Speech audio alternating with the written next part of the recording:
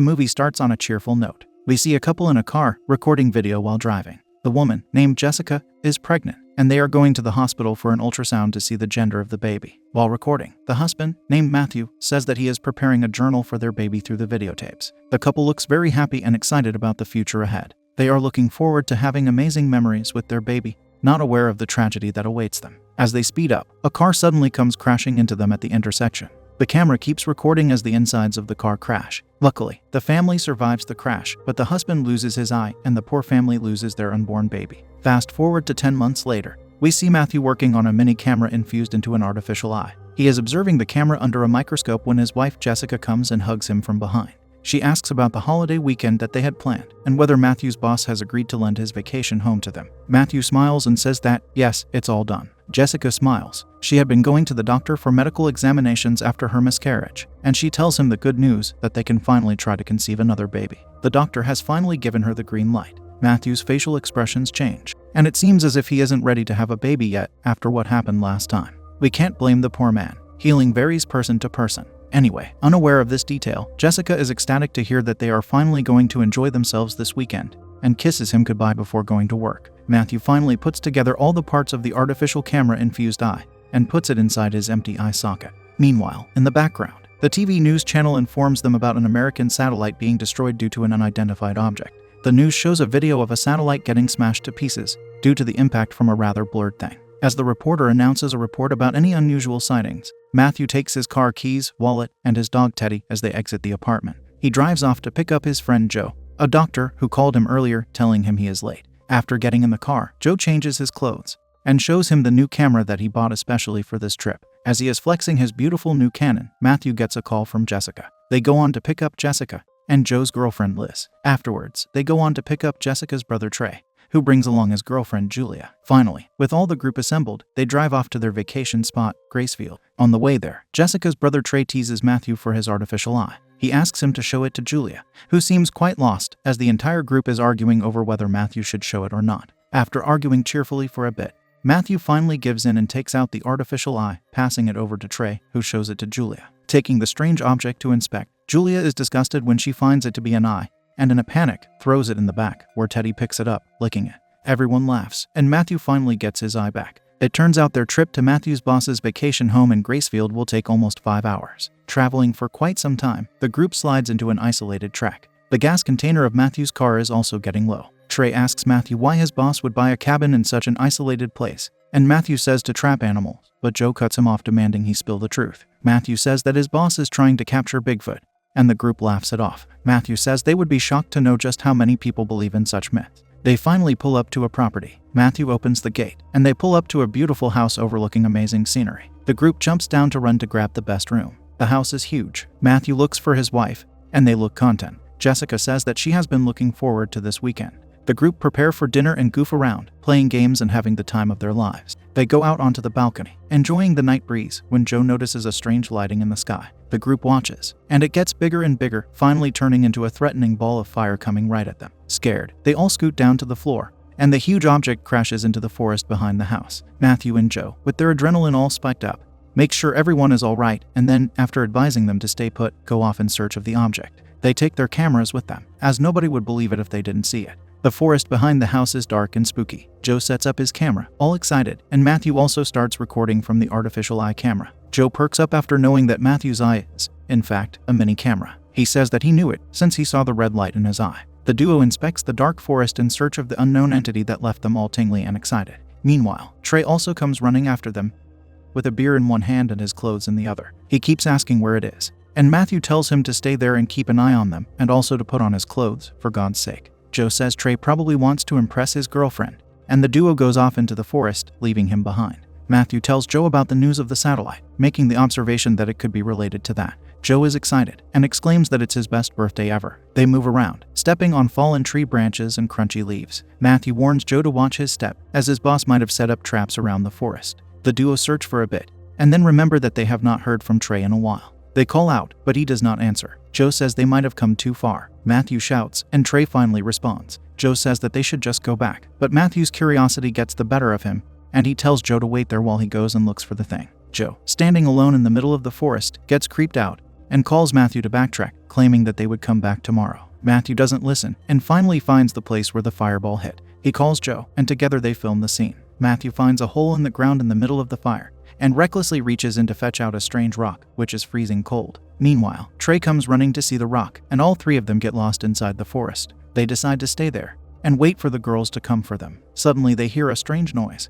and Matthew recklessly goes to investigate. Again, he feels something following him, and his flashlight malfunctions. As he is looking around, a strange hand touches him from behind and he shouts, getting entangled in a trap that his boss might have set. He shouts for help, and Joe and Trey come running to free him. As they speak, Matthew hears his dog crying. He becomes worried and wraps the rock up and gives it to Trey while he and Joe follow the noise. They come up to a cave, and Matthew charges in to save his dog. There, they keep hearing strange sounds that sound inhuman. The scared duo step carefully, and Matthew shouts for his dog. They almost have a heart attack when they hear a cell phone beeping. Matthew looks at the phone and tells Joe that it is Trey's. They get confused as to how it might have gotten there. Matthew crouches down to get the phone when a large black alien hand grabs his wrist. Shrieking in fear, the men run for their lives. They barely escape the alien and hide below a cliff. Joe's camera records the huge and scary alien that is looking for them above the cliff. The men wait for him to go away and then run to save themselves. They finally hear the girls, and Matthew makes Joe promise not to tell them. The group meets up and they rush them back to the house.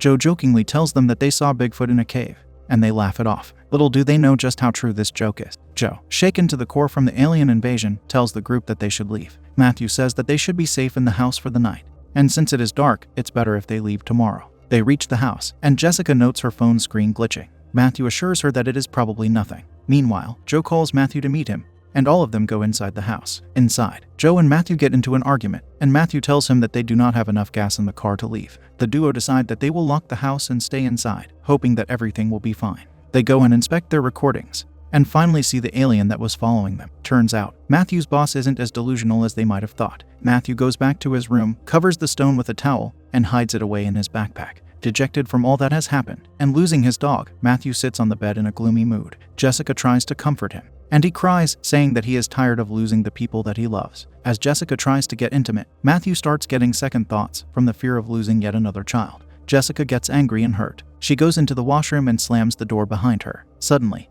there is a loud bang, and a shriek comes from the washroom. Matthew runs in to find Jessica all right, but the mirror is cracked. Joe and Liz come running, and Matthew tells them it must have been a bird. Liz comforts Jessica, and Matthew takes Joe away to celebrate his 30th birthday. They sit, and Matthew jokes, saying that it's not the birthday he expected. They talk, and Joe tries to make Matthew understand that trying to have another baby might make his life better. He tells him to try and get over the accident. Matthew tells him that he cannot risk losing another baby. He wishes Joe a happy birthday, and goes away after dropping yet another bomb on the poor scared Joe that birds don't fly at night. Later that night, we see almost all the electrical appliances malfunctioning. Trey startles awake due to the open window in their bedroom, and goes out to the lounge. He sits on the sofa with his laptop, when suddenly an alien grabs his head from behind, making a scary screeching noise, and sends a strange force into him, making him lose his senses. Back in Matthew's room, Jessica is sleeping. Matthew awakens and picks up his phone. He sees it glitching, and a strange sign appears on its screen, which he ignores. Getting up, he goes out into the living room to see a lot of balloons floating in the air,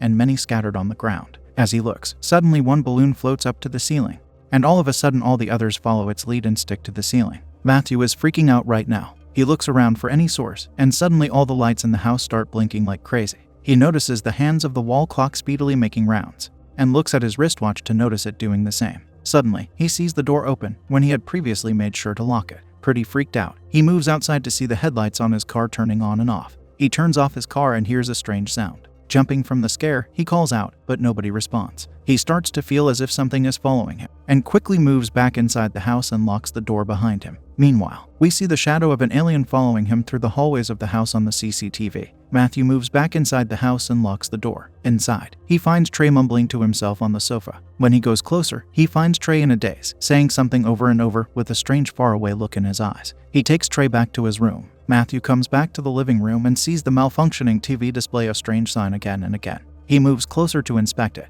As he moves his hand to touch the screen, the TV suddenly powers off, making him move back in fright. Before he can collect himself, the TV turns back on and he runs upstairs. There, he sees the door to the balcony open. All of a sudden, the chandelier above him starts to move violently. He carefully treads towards the door, when a shriek echoes from behind him. He shouts and looks back to see the alien figure running away through the other door, with all the cabinet doors opening and closing violently behind him. Matthew, with his breath running wild, runs to the door and locks it. Slowly, he removes the curtain a bit to look outside, but finds everything empty, with no sign of the alien. Sighing in relief a little, he moves back, and almost has a heart attack seeing Julia soundlessly standing behind him. He swears and tells her that she scared him. When she questions him, he tells her that there was this creature in the cabin, and that she should go pack her things because they are leaving. Julia looks unfazed, certainly not believing him, and says that Trey is missing. Matthew tells her that he himself took Trey to their room, but she tells him that he is missing right now. They go and check the CCTV to find that while Matthew was busy checking out the TV, an entranced Trey had slipped out of the house behind him.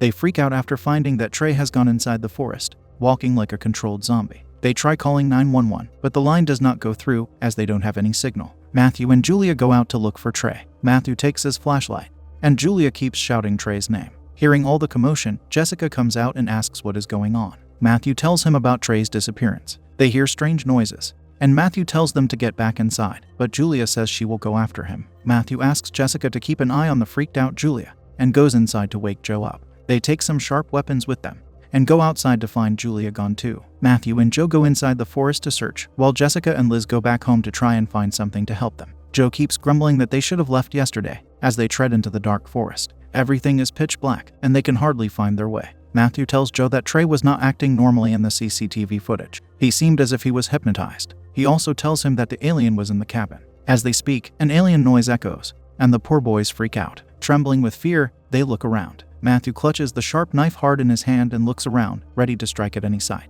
The noise echoes again, and yet they can't see a single thing. Suddenly, something grabs Matthew's leg and drags him a good distance to the ground. Joe runs after Matthew, who shouts, as the thing lets go and leaves. They turn to find the shadow of the alien that has been making their vacation a nightmare. The duo runs for their life. Joe begs him to return back to the cabin, but he refuses, saying that he will not go without Julia and Trey. Back in the cabin, Jessica desperately tries to reach 911, and the line finally connects. As she tells them the address, the network malfunctions and the line drops again. Meanwhile, Liz is going through the cabinets and finds a map titled Bigfoot Sightings. They discover places where the aliens might be, including plenty of places around the cabin, such as the cave that Matthew and Joe went to, and a cornfield near the cabin. Back in the forest, Matthew ties balloons to the trees so that they will not lose their track in the woods this time. The sun has almost risen. We see Julia looking for Trey on the other side of the forest. She finds Trey and tries to approach him from behind when she hears a strange sound. As she turns around, she isn't able to find anything, but when she looks back, Trey is gone. She shouts for him, but then an alien approaches her from the side. She shouts and runs, but the alien easily catches up to her,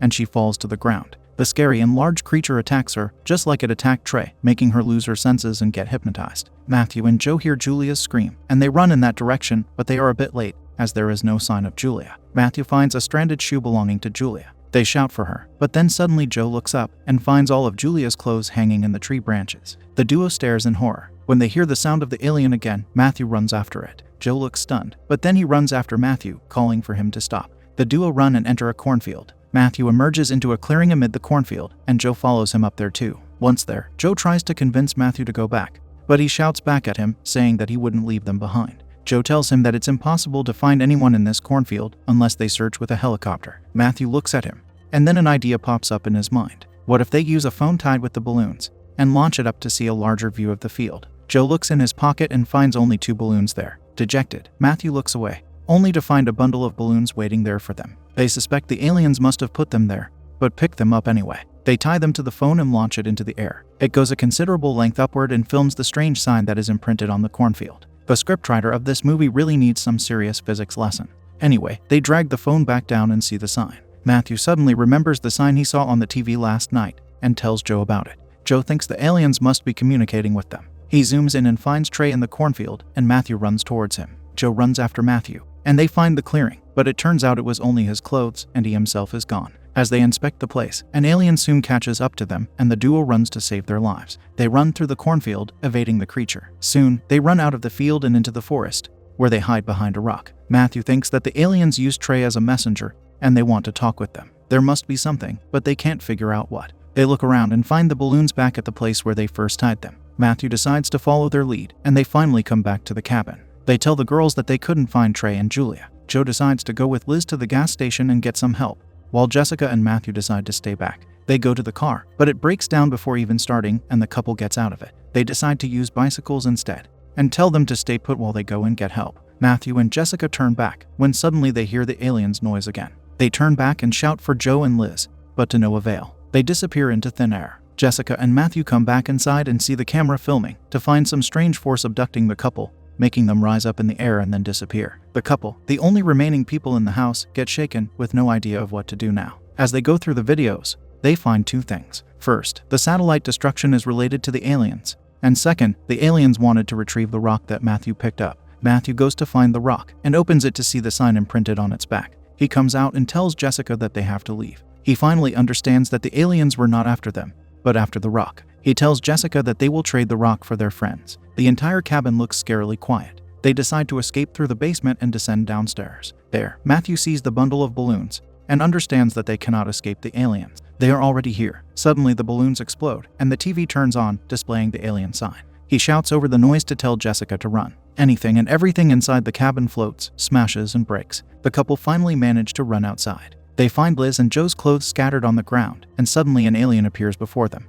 The alien chases them into the cornfield and snatches Matthew, dragging him away. Jessica runs after him. They struggle and break free. They run to the side, where Jessica breaks down and has a panic attack. Matthew tries to calm her. They embrace, but suddenly Jessica is sucked into the sky and Matthew is left all alone. He breaks down crying, when suddenly an alien appears before him. Instead of attacking or hurting him, the alien goes directly towards the rock. The rock glows as the alien touches it, and something incredible happens. A baby alien emerges from within. Turns out, the alien was not some bloodthirsty monster, but rather a desperate mother trying to save its baby. Matthew understands what it must have felt losing its child, and apologizes for taking the rock. The alien signal, and a spaceship appears, taking the alien and its baby. As the spaceship disappears, we see strange lights dropping from the sky, and the humans finally coming back, unhurt and alive. The bewildered and confused humans embrace. Meanwhile, the rescue helicopters also finally arrive. Fast forward to a year later, and the story comes to a heartwarming end, with Matthew and Jessica finally having a baby girl named Emily. The movie ends, but there's one thing that all of us wanted to say throughout the movie, so here it is. What the hell, Matt?